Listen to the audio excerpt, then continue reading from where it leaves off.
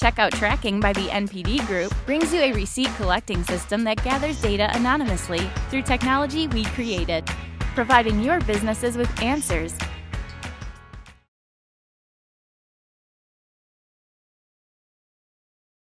Welcome to your fun lunch session today. We're actually here to talk about something completely new, not user acquisition, not how to monetize, but a totally different industry which you probably should be considering, which is wearables and smartwatches. So I'm Shobeiri. I'm here representing Pebble, and we have a fine cast here today. We'll just start with some fun questions right now. So the first person on our end is Shane. Shane Hello. Is part of TinyCo. Which is a perfect name for games on a small device. Where does TinyCo see gaming going with VR, AR, and beyond? Sure. So there's actually a recent article written by a guy by the name of Paul Adams that I thought was really fascinating, where he talked about how our experiences with content across all platforms is going through a dramatic change right now. And you know, it's no longer about creating a individual experience for one platform. It's about creating software that can act as a publishing tool to work across a whole range of devices with a unified brand experience. Mm-hmm. And I think this is only going to get more prevalent in our daily lives as the Internet of Things, you know, starts to happen. And you know, there's going to become a lot of the platform opportunities are going to grow exponentially, and it won't, you know, be just a matter of the iPhone and the tablet and AR and VR. I think it's eventually going to be smart appliances in your home that you can connect with. So, you know, I believe like in the not too distant future, and this might seem far-fetched, but I can imagine a scenario where your entire kitchen is connected to the cloud via smart appliances. You know, what's to say there won't be an app or a game where you know, you can control all of the temperature settings of your appliances. You can set all of the timers. Maybe you have Microsoft's HoloLens set up on your stovetop, and you have a hologram of Gordon Ramsay right there, shouting off, you know, yelling at you, telling you what the next step of the recipe is. So is that a future game by TinyCo we talking about here? It's all up here. Spillage, But you know, I'm serious. Like, it seems far-fetched, but the opportunities for all of these devices and platforms, everything's going to become connected, and it's a matter of how developers can create this holistic brand message. I mean, you know, I can imagine, you know, an experience like that where, you know, maybe you're being rewarded as you're playing this game, and that premium currency can translate into real-life discounts at your local supermarket, or even better yet, maybe you forgot to buy an ingredient at the supermarket, and you could say, hey, Gordon, you know, I forgot the parsley. And he'll probably call you a bloody moron or something, but then you can be connected to Amazon Fresh, and a drone will drop it off 15 minutes later at your front doorstep. And, you know, like, again, it seems crazy. I really believe that in the next 5 to 10 years, everything is going to be connected. It's not a matter of if, but when. And it's those developers and kind of visionaries that can create this unified, holistic brand experience with meaningful connections across all of these devices that can enrich people's lives. I think those are going to be the really successful apps and games in the future. Cool. And then William, who's sitting on my right, basically you've been in the industry with mobile and web. You've seen kind of the iterations that they've gone through. You're pretty excited about wearables. What do you see that's kind of parallel with wearables that you saw that mobile had, say, the last decade? Yeah, I mean, we started in mobile at the early 2000 decade, and the screens were very small and the machines were very unpowerful. But, you know, people created meaningful gaming experiences. Jamdat did bowling, and Glue, which was Sorent, did sports games. It worked. And even though it was a smaller audience, and even though most people who had phones weren't playing games, we learned an awful lot about that. And I can't remember the exact expression, but every time there's a new platform, it seems to go for the same evolutionary path. So computer games in the early 80s went through a path, and mobile phones in the 2000 decade went through a path, consoles went through a path, and wearables are going through a path as well. And the thing about wearables is, someone said it really well, the experience is is different in terms of time scale. So you might sit at a console or a PC and play a game like Counter-Strike for hours on end. Not that I've ever done that. And on the phone, you might play a game like Candy Crush for about 20 minutes or 10 minutes or even 5 minutes.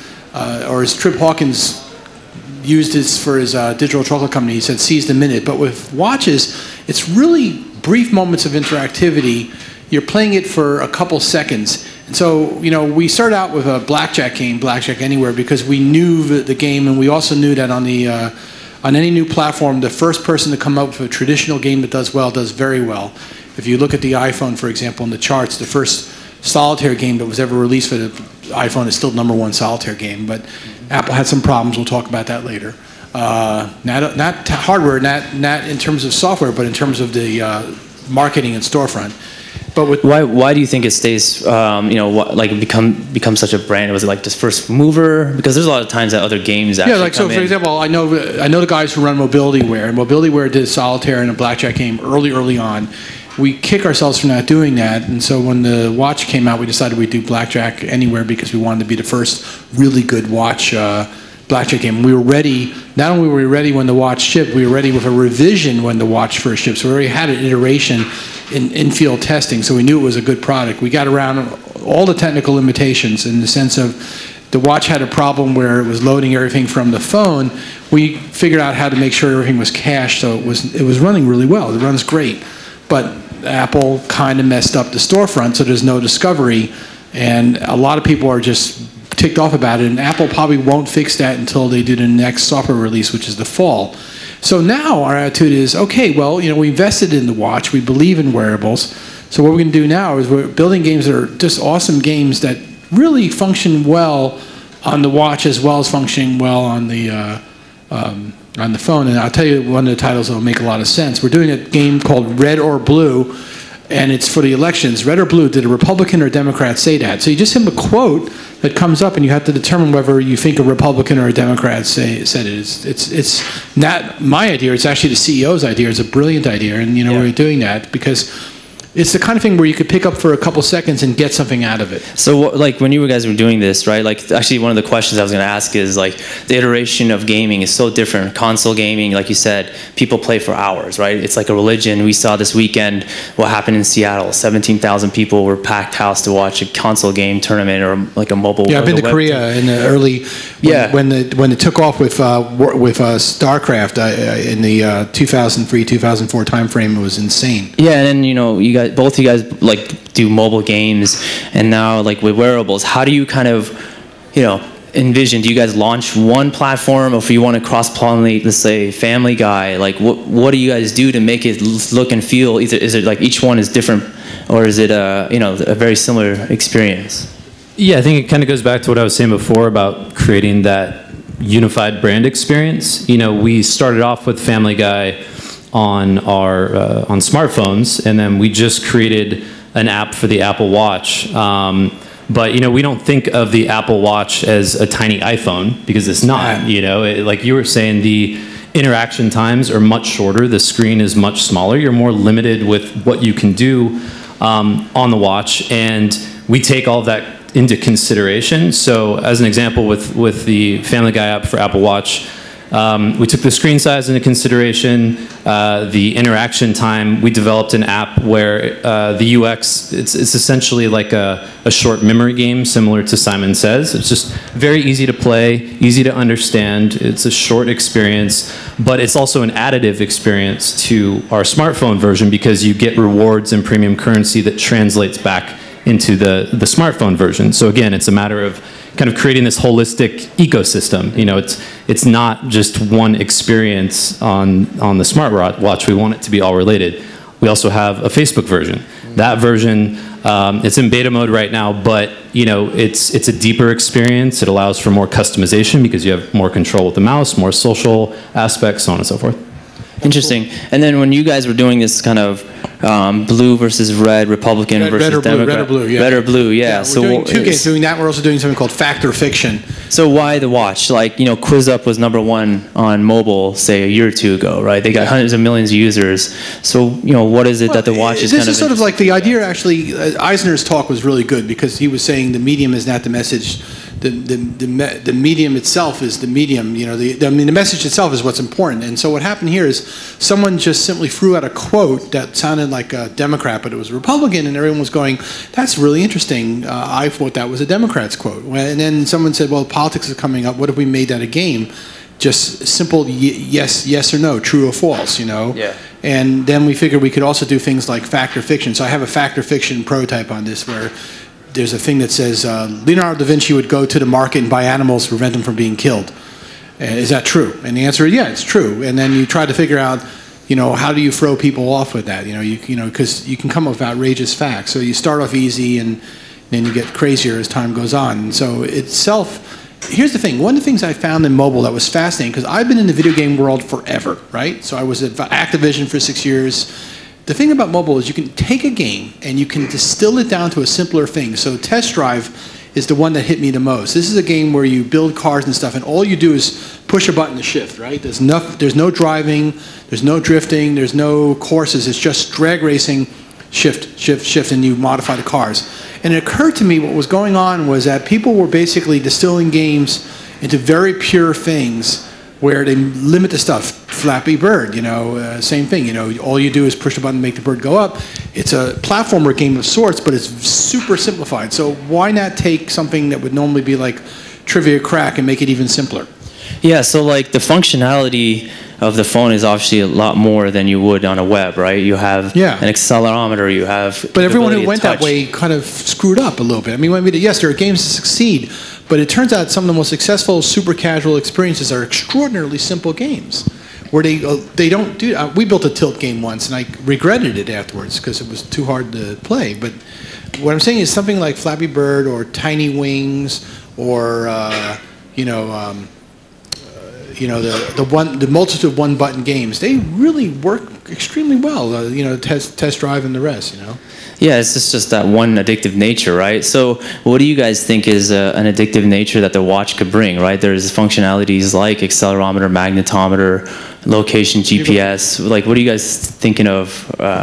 That might be a kind of a win-win on the gaming side. I'm impressed with Handy Games fitness stuff. I know Chris and they've done games on the Android where they're regular games, but they tie into the fitness aspect of it. Something that Apple Watch will have, but should have had from the get-go. Yeah. That's interesting because I have an Apple Watch, and people ask me, what are the free things you use your watch for? Well, I use it as a watch. I use it for notifications. And I use it for monitoring my cycling because it's really good at that. Mm-hmm. It's really quite impressively good at pulse rate and distance and all that. And so, you know, it's also one of the few things that doesn't need to be tethered to your phone to work. Yeah. And I wish it did more, you know, and I hope it does. But the thing that's interesting is, so gamification of exercise. You know, Strava is an app that a lot of cyclists use, and it basically allows you to compare yourself and to other people over the types of roads you normally ride in terms of speed and stuff. Mm-hmm. And sometimes you can get into what I call Strava-induced insanity, where people see how fast they can go down hills. Not that I've ever done that, but you know, whatever. And but the thing is, that tying that to the watch would be great. It is available on the watch, but it isn't really tied to the watch. In game world, the thing that would be nice is if, particularly in the sort of economics games that sort of run without you, like the classic being Farmville. You're planting crops, so eventually they're going to come, and you're going to have to do something about that. You know. And notifications are actually really good on the, on the watch. When I had the Pebble watch in Canada for a day, suddenly notifications were coming through, and I realized that this is a big deal, that people aren't getting it, that you could have things running on the internet, on your mobile device, and the watch can act as a sort of like instrument, a controller, a notifier. Yeah, that's what I think speaking anecdotally, the biggest user function right now of the smartwatch is it's essentially a filter for your smartphone. It's a notification center. You know, it cuts through all the bullshit and allows you to figure out when it's actually time to dig into your phone. Obviously, I think when new hardware of like the Apple Watch comes out and it has its own network and other functionalities, the usage will change. But right now, the way that I treat it, aside from health and fitness, because that's one of the things it can do on its own, is essentially a notification center. Yeah, so actually that's one of the kind of the questions I'm going to ask is there's a lot of noise, a lot of stuff that people deal with, right? 200 times you're picking up your phone, you don't need to be interrupted anywhere. Now you basically have these products like the Pebble who cut through that noise, right? So what, when it comes to notifications, what is it that you guys want to kind of simplify or make it like high touch point, right? The beauty of these things, they're worn for 12 hours, 18 hours, 24 hours, right? You don't want to bug a person 3 a.m. be like, hey, someone's dying in this game, right? You better play it now, right? But during the day, there's these snippets that you kind of like touch points, right? And you were also talking about rewards. So I'm just curious, right? Like, what's some strategy on notifications that you guys deal with? Because, Apple blocked a lot of the noise that was on the iOS side, right? Right. Yeah, I mean, I think it all goes back to how people use it, and it's all about quick, meaningful interactions. If you annoy people, you're going to create churn. You're going to burn them out. And it's also just the smartwatch is a great way to relay the most important and relevant information to the user in a quick manner. I think that's the way that I see it right now, and I look at it. It can change in the near future when new hardware comes out. But right now, with it being kind of a notification center, I think that's the primary way that TinyCo looks at it. Yeah, I mean, I play Words with Friends. It'd just be nice to know it's my turn. I get the beep on my phone, but it's nice to have it there and to know it's happening. Calls are also kind of cool on the phone, on the watch. It's not that I always take the call on the watch, but when it rings through on the watch, I don't have to. Like for example, there's the old remake of the Norman Rockwell Thanksgiving scene where everyone is sitting around the turkey and the table, but instead of normal scene, they actually put smartphones in everyone's hands and everyone's staring at the smartphone. In a way, the smartphone has become mobile yawning. Yeah. It's like mobile yawning. One person picks it up, they're all like yawning at the same time. So it becomes almost like a tyranny. You have to keep checking the phone over and over again. So the watch may be a way of freeing us from the tyranny of having to be constantly monitoring our phones. I think I actually do pick up my phone less. Like calendar events, getting notified they're coming on the watch is just a nice thing. Like particularly when you have airplane flights and stuff, it just is a sense of ease. And there's a commercial for an app for an airline or travel service, Travelocity, where they show notifications of gate changes showing up on the watch. I don't know if they have that, but if they do, God bless them. That's a brilliant idea. Yeah, I've got TripIt on mine, and it gives me notifications like that, which is awesome. I mean, it does seem ridiculous. It's like everyone always has their smartphone on them. It's like, how long does it really take, to reach into your pocket and look? But it's the notification thing, you know, like it's always on, it's always accessible, and a lot of times, you will not be willing to pick up your phone, and it's just always there. It's easy. Yeah, so the accessibility and the notifications will improve over time. Now, the whole discussion is about beacons, right? Like, oh, this is the time for beacons. There was an announcement, there was a startup that, like, they were working with Target. Target had beacons, or airports now they have beacons. The challenge is, like, it's not just having the beacons, it's the connectivity between the Wi-Fi connection to the phone and the watch, right? So you could also definitely gamify things like that. Absolutely. I know someone who runs an airplane museum in New Zealand, and they were thinking about that, and they wanted to set Wi-Fi hotspots in the airport, in the airplane museum that were not connected to the rest of the internet, but gave information about the stuff. And someone said beacons, and it turned out that it was just too much work for them. But the idea was brilliant. You're walking around the museum and something would pop up on your mobile phone, or let's say the watch, telling you about what you're looking at. That to me makes a lot of sense, and something that's been talked about a lot, the so-called, the old, repeated since 2000 over and over again. You walk past a Starbucks and the Starbucks coupon comes up.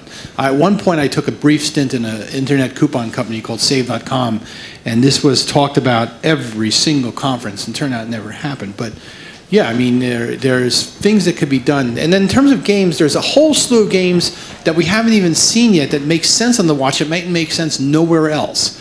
A very long time ago, when SMS first started, text messaging first started in Europe, there was a game called Bot Fighters in Moscow and in Scandinavia. Does anyone ever hear about this?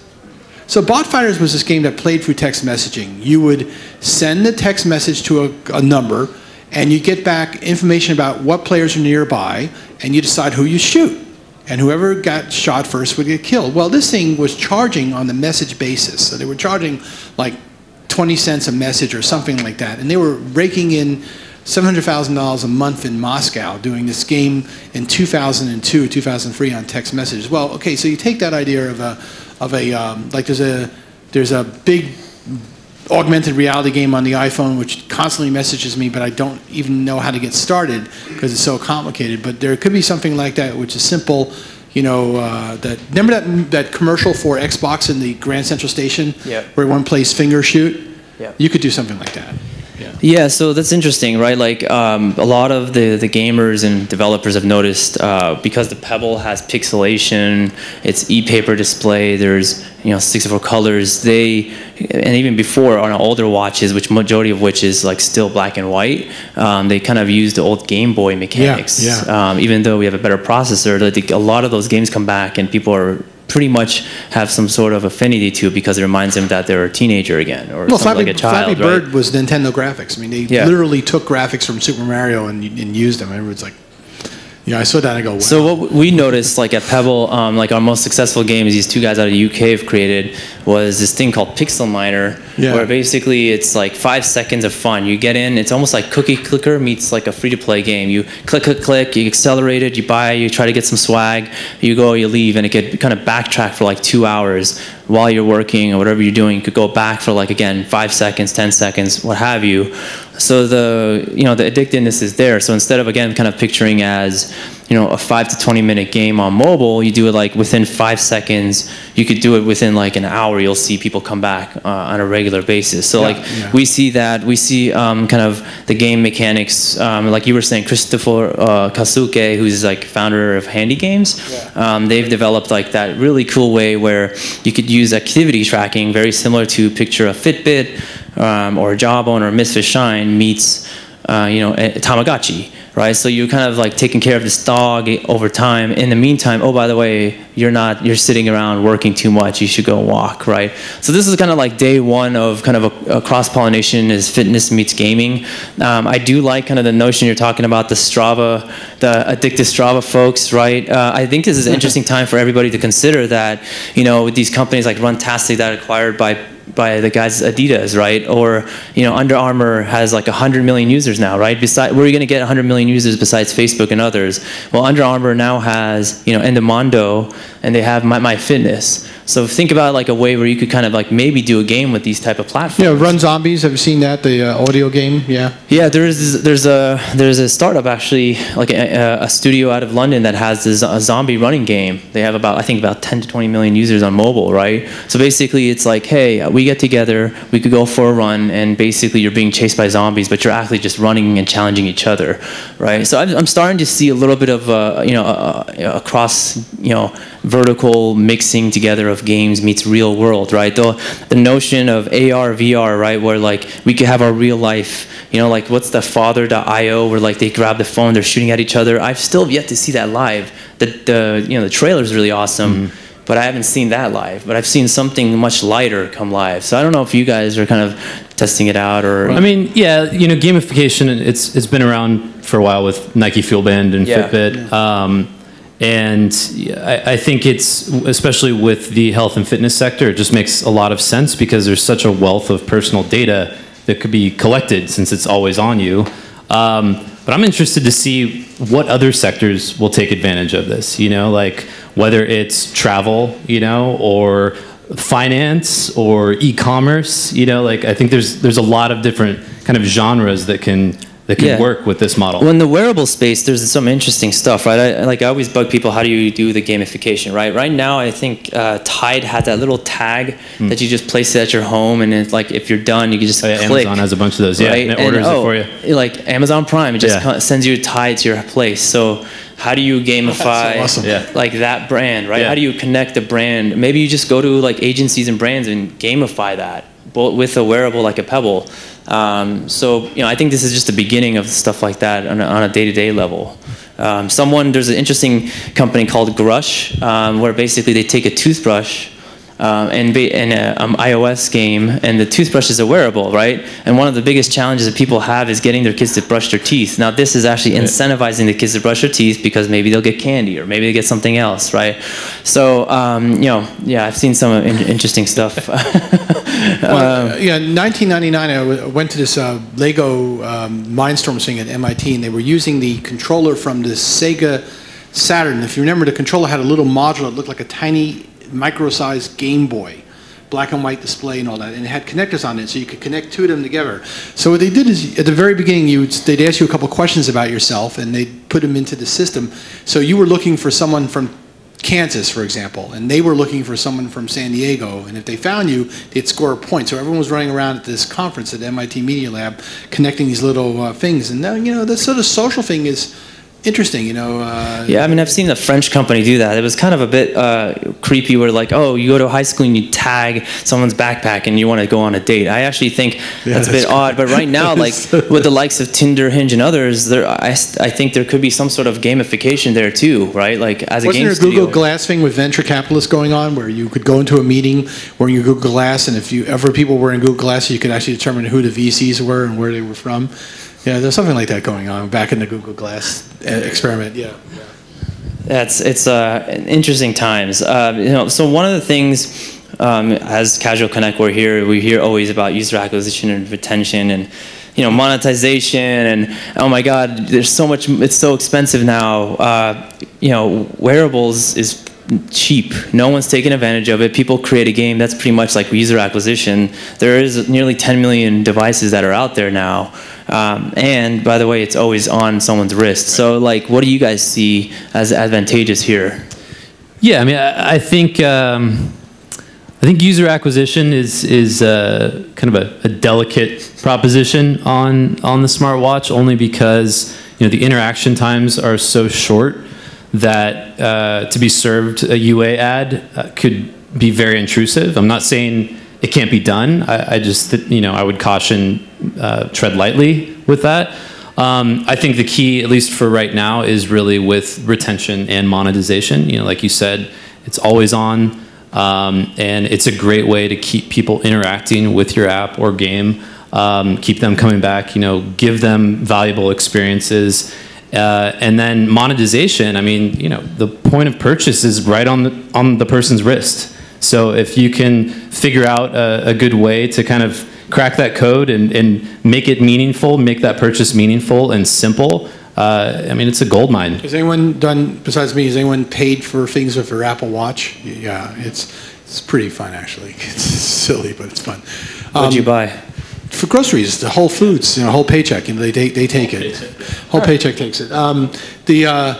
The thing is, we actually started out with the blackjack game because we figured we were first and all that. We'll just make it a paid app because that was a simple thing to do.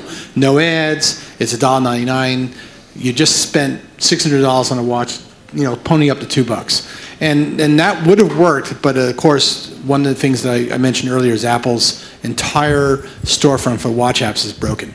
But now what we're thinking is, okay, so what we're going to do is we're going to build an iPhone game that also runs on the watch and also runs on a tablet, but the monetization stuff will happen on the mobile devices, the non-watch device. The watch will simply be a playing thing that you can play on, but if you want to buy a new puzzle set, you'll go to the watch. So red or blue, there'll be a basic red or blue, but then there'll be puzzle sets for like the 60s, the 70s, whatever, some classifications to follow that theme. And the same thing with Fact or Fiction. Fact or Fiction will be, history, it'll be sports, it'll be whatever, and the same sort of thing. Yeah, I mean, like in the entire industry right now, the whole NFC topic, go to a place, buy, click, or you want to purchase stuff, you kind of have to peg it to some sort of mobile device. It's not really direct yet. Yeah. I think, we're always improving on that experience ourselves at Pebble. Apple's obviously going to work on that with the new native experience. They announced at WWDC. I think that's a good move on their part. It'd be interesting to see things like Fitbit, if they ever open up and allow people to test things out. So as an overall industry, I think this is kind of an interesting time for those who want to test out payments and the soft side. But we're experts, and I know there's experts here, and we'd love to hear your perspective and thoughts and questions. I wanted to open it up. Anybody have kind of interesting questions while we're here for lunch and make this a little fun? And actually, even though I'm not the technologists, I know a lot about what happened to get the Apple Watch game working. The limitations, if you haven't encountered that, are amazing. The tile-type graphics. Yeah, I mean, it's interesting. I guess just one side note. I think the biggest thing we really focus on at Pebble is a watch experience. You know, like we know there's certain things with touch and color and just like sensibility there and just time frame. Apple initially, they encouraged like what, 7,000 apps to go live in the App Store. And they did that by just basically bringing a lot of the apps from mobile to do watch, and a lot of those experiences were not the best scenario. So, you know, again, I'm bravo for them to doing kind of the WWDC announcement of a native experience. But yeah, we'd like to Pebble has a good development system. I'll give them credit for doing what they did. They did a good job on that. And a great store. So I'll start off the first question. I have a pretty full life. There's only 24 hours in a day. If there's now a new platform to play games on, what gives? If I'm now playing games on here, what's being cannibalized? Am I not watching TV as much? Am I not playing games on other platforms? It can't be purely incremental. Something's got to give. Yeah, so what we've noticed actually, this is a really good question. What we noticed at Pebble is it's kind of those little water cooler breaks, right? You go grab the water and it could be just a teaser, boom, like it's on your wrist. Or you're in between classrooms, or you're actually like walking to the train to and from. That's kind of the one we've noticed a lot of people are using the watch. The intention's not really to be like, you're watching TV, and by the way, you got to watch the whole time. You're already probably on your laptop or your tablet or your phone while you're watching Netflix too at the same time. So, yeah. So it's the interstitial gaps that was found time that we haven't normally had. Pretty much. Yeah, I mean, think of it this way. Before there was smartphone games and we just had PC and console, you sat down and you played a game. But there were a lot of times when you didn't play a game because you didn't have the time to do it, and nor were you sitting down on the thing. Then the phone came around, and basically everyone started playing games when they had time to play games on the phone, and that increment was minutes, right? You needed minutes to play the game, not seconds. And now we have something that will take up to seconds.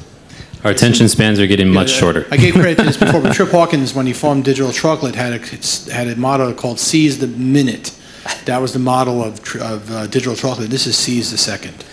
And I think it just depends on the type of experience you want to have at any given time. You know, there are certain times where I want to sit down and get engrossed in a console game for hours on end, and sometimes where I just have, you know, 10 seconds where I need to zone out and I'll just go on my watch. You know, it just depends on the time of the day and what you want to experience. But I do think the watch is now creating kind of a new entertainment sector where it's a matter of seconds instead of minutes. And hybridization, you know, basically a game that's on the iPhone or the iPad or the Android Kindle or whatever, that also uses the watch as a tool, and not just as a notification tool, but also as a controller in a way.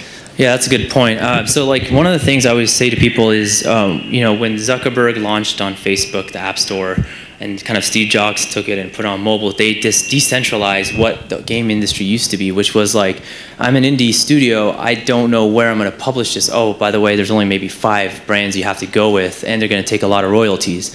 So now, like, you know, you have companies like Rovio, Half Brick, and everybody else who have now brands, they have their own studios.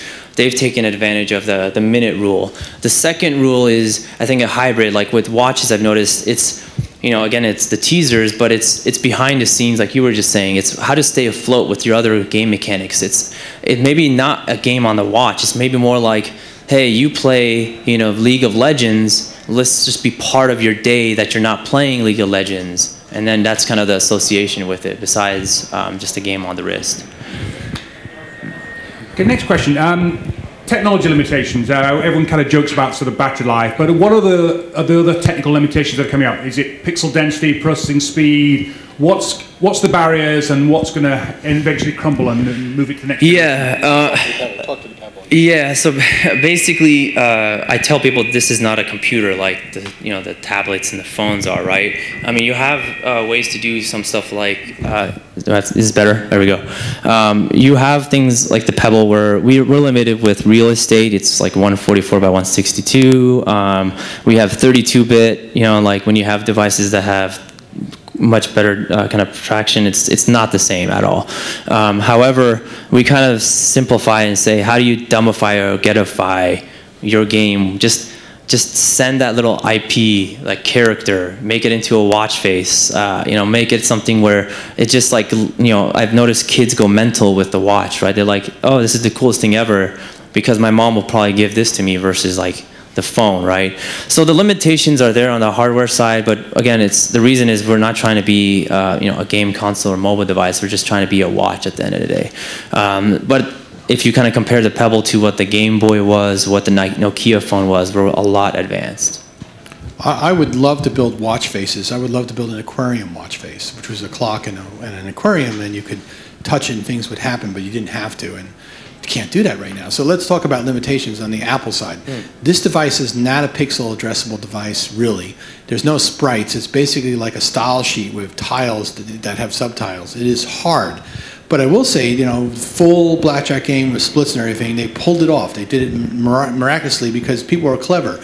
We were dealing with phones in the dark ages that were, you know, 128 by 128 pixels or 64 by 64 pixels with memory limits of 64 kilobytes. And, you know, we did insane things. You know, how many people saw the Eisner talk?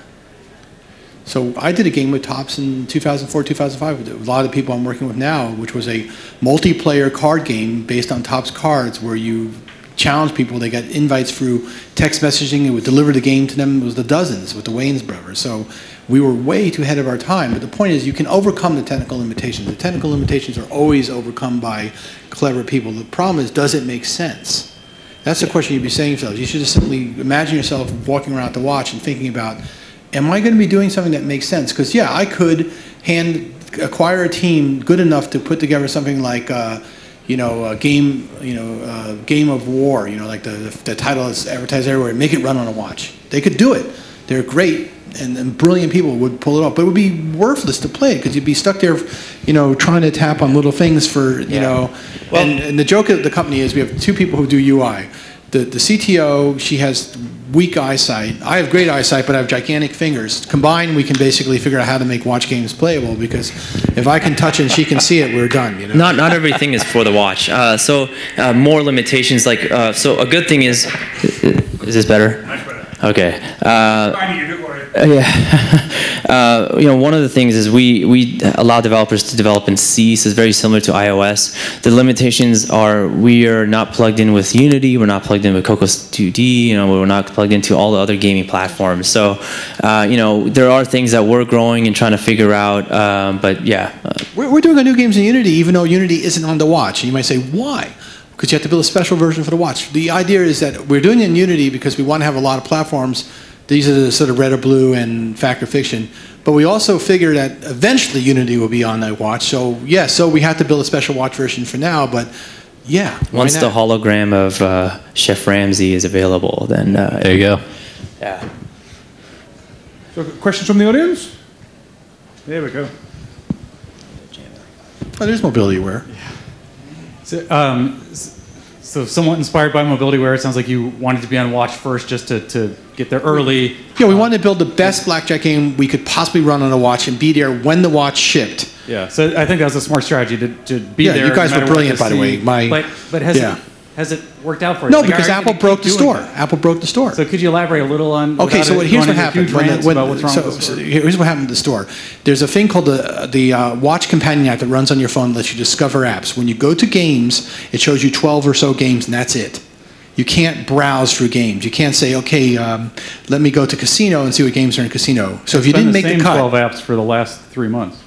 Yeah, and well, let's put it this way: we've had very interesting discussions with Apple, including our CEO, who is a shareholder in Apple of some note, basically writing personal emails to the CEO of Apple saying, what's going on here? And the answer is, we're the phone company. We don't have to care. You know, the old, God, am I dating myself, laughing thing. You know, they don't. And I think it hurt Apple. I think it, honestly, I love Apple. When the iPhone first shipped, the day the iPhone first shipped, we did a game for it called iWhack, which is a web-based game where you whack Bomber from Microsoft as he pops out of holes, right? Because we thought it would be fun and stuff. We loved it. We did a lot of web apps. We've been doing mobile apps on the iPhone since the App Store, native apps since it shipped. We wanted this to succeed, so I know Dave Yonamani, and I know you guys, and I was so impressed that, you know, we had a web-based blackjack game, but we didn't get it out very quickly because we were doing licensing deals with Kenny Rogers, you know the story. And you guys were out and you did really well, and you managed to hold on to those positions in solitaire and blackjack. And so we said to ourselves, well, we know blackjack really well. We have a casino person in the company because we do real casino games as part of our company. We should do really well with this. We'll get it out. Maybe Apple will feature it, maybe they won't, but it'll be there. It'll be first. It'll be the one that people remember because it's the best one out there. And it is. It is the best blackjack game out on the watch. But Apple broke the App Store. So to say the mood was rather somber when that happened and that people were just wandering around going, why did we do this to ourselves, would be an understatement. People were really pissed. And not only us. We heard from a lot of developers that were supremely annoyed at Apple, and I think Apple hurt themselves. This could have been fixed very quickly, and they didn't do it. And I don't know what happened there, but it's a weird thing. Very disappointing. I'm sure anyone here who has an app on the watch that didn't get featured, the 12 magic apps or whatever they are, is feeling the same sort of pain. So why did we continue to do it? Why are we still subjecting ourselves to this abuse? Well, because what we decided to do with Red or Blue is if we build a really good iPhone version, and since it's politically centered, it might get covered by the media and stuff. In fact, next week we'll probably be releasing Who's the Candidate, not on the watch, but on the phone and stuff, which is a trivia game about the current election. For the same reason, because now it's at the point where you can't even afford to acquire users. This is the little dark secret of the industry. For most games, acquiring users by spending money on advertising is probably a bad idea. And so we're trying to do games that will somehow rise above the fray from the basis of that they're interesting and topical and all that. If you make a watch app, Apple claims they'll do again.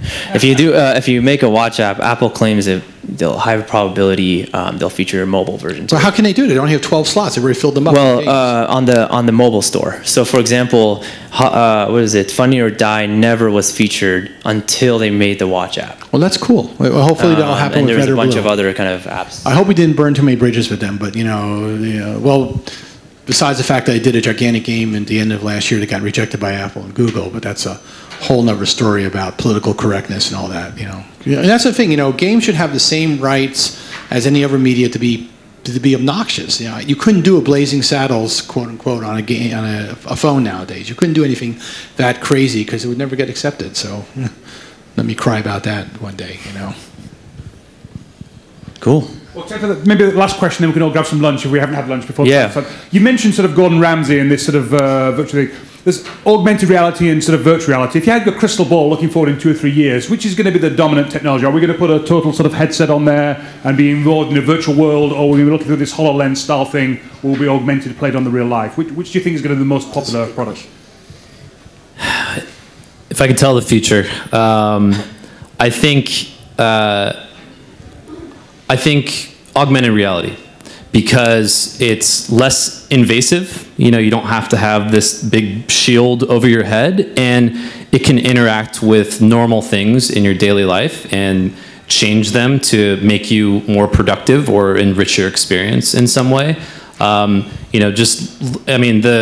E3 demo of HoloLens blew my mind. Like, the fact that you can take a screen off the wall, put it on your coffee table, and have that experience right there is really cool. And I can imagine that in many different scenarios for many different uses, outside of playing a console game. There could be apps and just many different forms of that. But I do think VR, Oculus and whatnot will be prevalent. I think there's just a ways to go, and there's I see this hesitance to put this big helmet on right now with a lot of people. Yeah. One vote for Terminator. Next. I actually think augmented reality will probably win, but I finally did play a good VR game, which was Adrift, and the only reason Adrift worked for me is because the controls and the scenario made sense. Everything else was bizarre because you think you're in this world, but you can't run in this world. You can't move in this world. So the only games that seemed to make sense were either you're stuck in a position holding a sniper rifle, which, okay, that could work.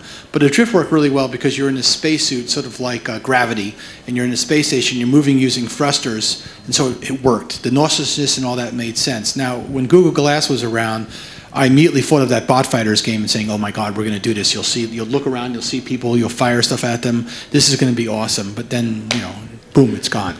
I'm going to challenge, and I think virtual VR is going to be the play. I mean, like, I think Facebook bought Oculus very cheap. I mean, the mobile gaming space is a $100 billion industry, so I think they will kind of annihilate a lot of the gaming consoles. That's one. I think it's going to be the next wave of watching content. That's two. This is the next wave of watching basically your colleagues anywhere else they are. If you want to do meetings, that's three. So there's a bunch of things I could think of. On the augmented reality side, since the beginning of the App Store, everybody's been talking about it. There's been games, you know, like, oh, we're supposed to grow from the wave and have teenagers follow us.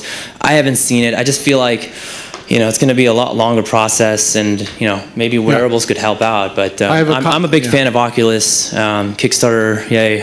So I downloaded something called Duck Hunt VR, which was basically Nintendo Duck Hunt ripped off of the iPhone with augmented reality. It was out for like a week, and I have it still on my phone, and that was a pretty good experience. So I don't know. You know, I would not count out Sony. I've bet on Sony in the past, and I bet right. These companies are not stupid, and they can throw a lot of horsepower at it. The other thing I'd say that's interesting about VR is the VR devices using the mobile phones. That's interesting because you can take the Samsung phone and you can basically give away the VR component, and as a developer you can build a title in Unity, for example, that runs fine on the Samsung phone as a 3D title, and then with very little tweaks you have the VR title as a sort of add-on cost. Now that might sound like, well, why? Well, the answer is because it gets people into the market with less risk, and then you get some more innovation. If you can lower the risk, then innovation is there, and people can do some amazing things. So yeah, those glass things where they use the phone, you know, you've got the phone scale of manufacturing working for you, and it bringing the price down, and the glass part of it is very simple. Well, I'd say one last side note on the gaming side. I personally feel a lot of people talk about where's the future going and on gaming and wearables. I think, and one of the fitness ones, one idea is, you know, picture Beats with the watch, Apple Watch, or picture Pebble with kind of other devices. Test these stuff out right now because that could be the next phone. So something to think about. Okay, well, please join me.